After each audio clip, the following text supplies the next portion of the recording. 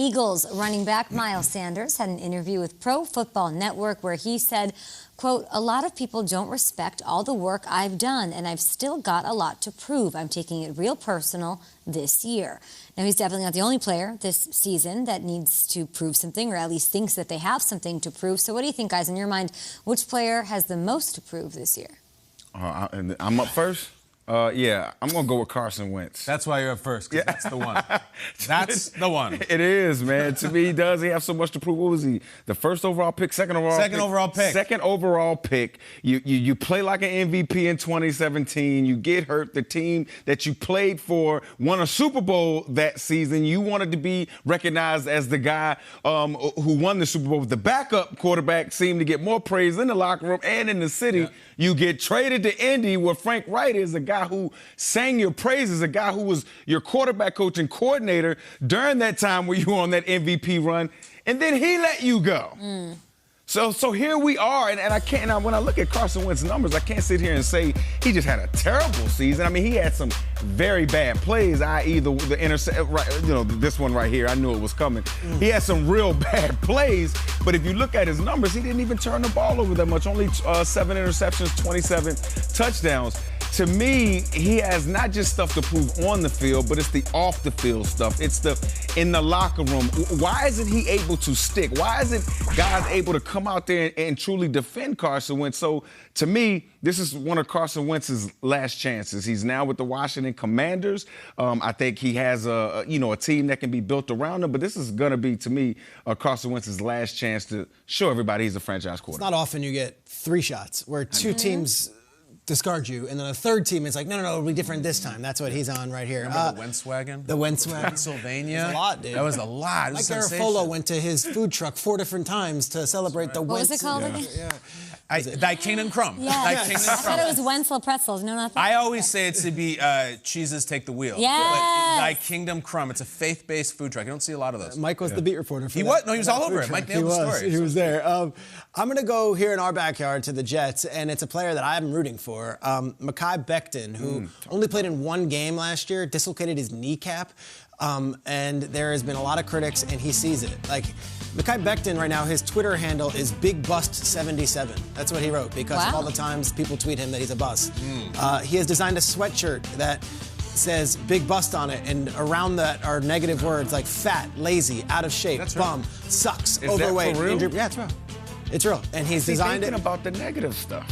And, he was the big ticket when he got into the league. And his rookie year, he was great. And he had this incredible combine performance and a smile that can let the Jets are interested to see what version of him they get coming in here. Now, he's coming off the injury, but is he going to win back that left tackle job from George Fant? We don't know. The Jets also have the 4th and the 10th pick, and it's a good offensive tackle draft. So I'm fascinated to see what we get from Becton.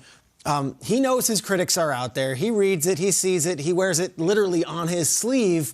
How's he going to respond to it? Because he was the 11th pick overall in the 2020 draft, not the 2016 draft. Yeah. He's still very young and still very talented, and there's still a lot of money to be made for Mekhi Becton in his NFL career. So curious to see what version we get. But gosh, if he comes out and has like a dominant 2022, this guy is going to get paid and is going to be one of the premier left tackles in football. He's that good. He's that big. He is that talented.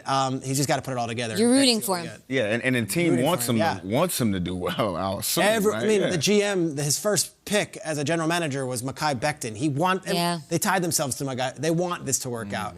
Does he want it? Is he going to make it happen? We'll see. That sweatshirt's a lot. Yes. They really went for it. Yeah. All right, I'm going to go to a long time ago in a galaxy far, far away. A long time ago, meaning way, way, way, way back in January of 2021 in the galaxy called Pittsburgh. A #1 overall pick went into the hated rival's house and won a playoff game for the Browns, and afterwards said this. We knew that everybody was counting us out, and we knew what mentality we were going to have. And it's just to cut it loose and go out there and give it everything we had. But there was no added pressure. There was no extra anything. It was just for us to go out and do our job because no one believed in us besides us. Okay, that's the Baker Mayfield meat and potatoes right there. No one believed in us, too short, walk on. If you are at your best, Baker, when no one believes in you, then you better be the best player in the world right now, because I don't know what your job is going to be this season. We're basically played musical chairs for the last few months. The only chairs anybody seems to be interested in for quarterbacks are Seattle and Carolina. They don't seem to be interested in Baker Mayfield whatsoever. We had, who was it, Peter, his Browns teammate last year? Chris Hubbard was on last week. Browns linemen were like, he's just Deshaun this, and we got Jacoby Brissett. And we're like, well, hold on. Chris, Baker Mayfield's still on the team. You went to the playoffs with him. You bled with him. You were in the huddle with him, and he was torn apart. You didn't know what to say. It is the most awkward purgatory for a guy who was a star 20 minutes ago, and now is like, maybe someone will get hurt in training camp, or maybe I can be a backup. It's unbelievably strange. I thought this guy was the guy the next decade in Cleveland. Clearly not, and now I don't even know where he's going. And KB, yeah, that's why when you see guys like Baker Mayfield, when they're on their way up, just be kind to everybody around you. I'm not saying Baker Mayfield wasn't. Go on. But be kind to everybody around you, because we all take that dip, in the football world.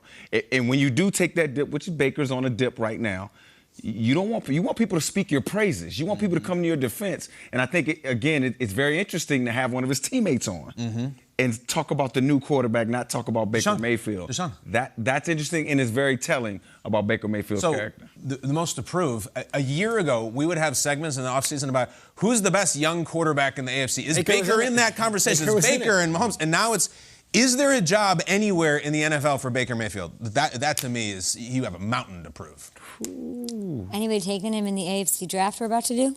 The Browns? Yeah. Maybe the Browns, though. Yeah, sure. I'm saying, are we taking the Browns? Anybody taking the Browns with Deshaun? It depends on what my bills are. See, the